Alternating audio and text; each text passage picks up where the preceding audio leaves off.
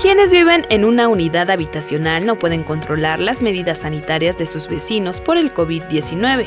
Ante esto, la Procuraduría Social de la Ciudad de México lanzó una serie de recomendaciones para evitar contagios en condominios y unidades habitacionales. Dentro de las sugerencias se encuentran no realizar reuniones, crear comisiones vecinales y mantenerse en contacto, colocar residuos en bolsas de plástico biodegradable, así como desinfectar áreas comunes y reducir el uso de elevadores. Hicimos limpieza de todo el edificio, lavamos desde arriba hasta abajo, son 45 personas, son de 4 pisos.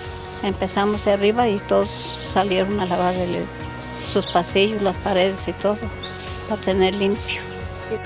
Sin embargo, hay quien aún se ve incrédulo ante la situación que se vive en el mundo y no acata las recomendaciones, poniendo en riesgo a su familia.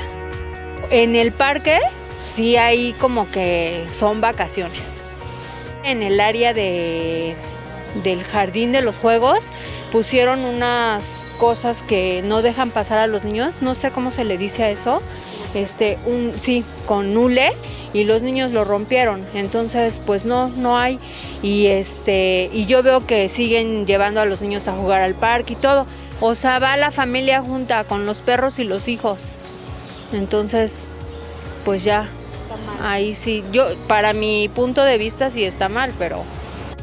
En algunas unidades, autoridades gubernamentales han sanitizado juegos y gimnasios al aire libre, y los vecinos cooperan al seguir las indicaciones que la Secretaría de Salud indicó en días pasados, como salir de sus hogares solo lo necesario para comprar alimentos, así como la suspensión de actividades en espacios de reunión. Con imágenes de Manuel Hernández, para 21 Noticias, Iraís Morquecho.